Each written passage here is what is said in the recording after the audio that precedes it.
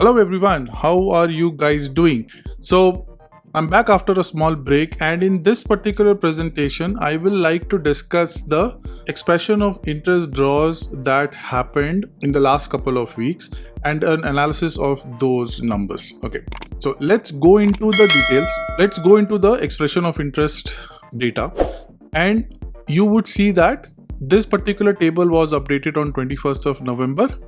And in the last couple of weeks, starting from 15th of November till today, they have done three new expression of interest draws. Okay, so let's see what the numbers looks like. So one thing that I noticed is that out of these three draws, two draws were for priority sectors.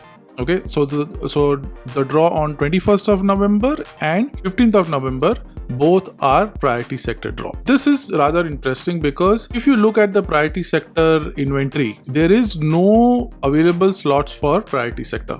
So priority sector had 164 allocations in 2024 and all of them have been used. So they have in fact issued one more nomination than the original allocation. So this basically means no more applications are getting processed in 2024 for priority sector. They still have a room of, I think, 10% more than the original allocation. So if that happens, we can still expect few more allocations to happen this year, but I don't see that happening. What it looks like, most of the priority sector applications that will be accepted now will be used in the next year. So in 2025 there will be a fresh set of allocations of nominations provided by the federal government to Alberta, and then once Alberta get those allocations, it will allocate it within its different streams, and priority sector is expected to get few more allocations for 2025, and these applications that are being invited or will be submitted will be processed against that particular quota. However, in this priority sector, one thing that it's important to note is that the draw that happened on 21st of November was targeted for the healthcare sector.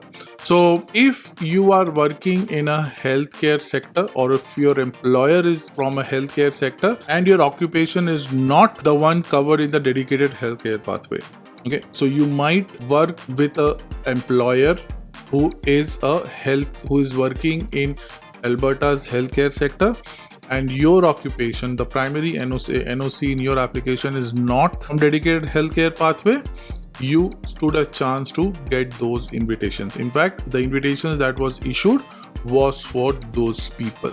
So 42 invitations were issued and 42 was the minimum score of candidate, and 96 invitations were issued on 21st of November. Similar to this, on 15th of November, there was yet another priority sector draw, and this particular draw was targeted to construction sector. Again, not all priority sectors would have gotten the invitation. Construction sector employers, if you are working for a construction sector employer, then you stood a chance of getting an invitation. 50 was the cutoff score and 85 invitations were issued. So this is very important to understand, that priority sector or any other draw that will happen going forward will be targeted based on Alberta's economic needs. I think that they have made it very clear in the earlier declarations also. 15th of November, there was another draw that happened, which was on tourism and hospitality stream.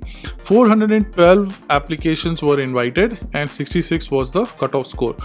Here you would have to see that this should not be a regulated occupation. This is very important to understand, right? So if you have indicated your demand or indicated your stream of preference to be tourism and hospitality, you should not have claimed the points for a regulated occupation. Regulated occupation is basically any occupation that needs a license or registration in Alberta. Or obviously the other factors like full-time job offer with a eligible employer, those things will stay. Those things are still same. So this is something new that I wanted to point out in the declarations or in the invitations that were issued. Tourism and hospitality, there is one more thing I wanted to show you in tourism and hospitality. So if you look at the inventory of tourism and hospitality, out of 600, 399 invitations are already issued, 200 odd nomination spaces are remaining, and 129 applications were pending. So there is still quite a room for allocations from the 2024 number. Okay, they are still processing data from 15th of October, which is not awfully late. They are still like less than 2 months backdated.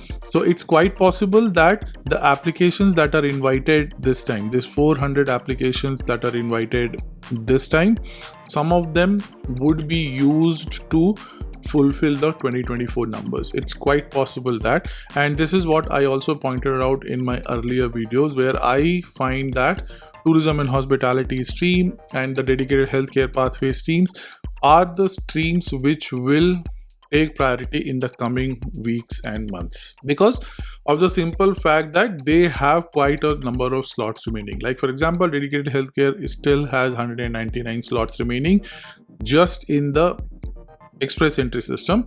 They have another 31 in the healthcare in the dedicated healthcare pathway stream. So like more than 230 application slots are still remaining for healthcare pathway for this year, right? We will have to see how much allocation happens in 2025, but there is still quite a bit of numbers remaining for 2024. So tourism and hospitality, healthcare will continue to get preference, will continue to have its more draws that would happen this year. 21st of November, the last draw happened 21st of November. I think I was hearing somewhere that there are some draws that have happened in the last week. The numbers are not yet out though, but once those numbers are out, I will do an analysis of that number also. But at this point of time, it looks like this is what we have for now. Okay, so let me know if you have any questions, and also do suggest any areas or topics on which you want some videos to come out. Okay, and I will try my best to make that video. Okay, so thank you for listening, and I will see you in the next one. Thank you so much.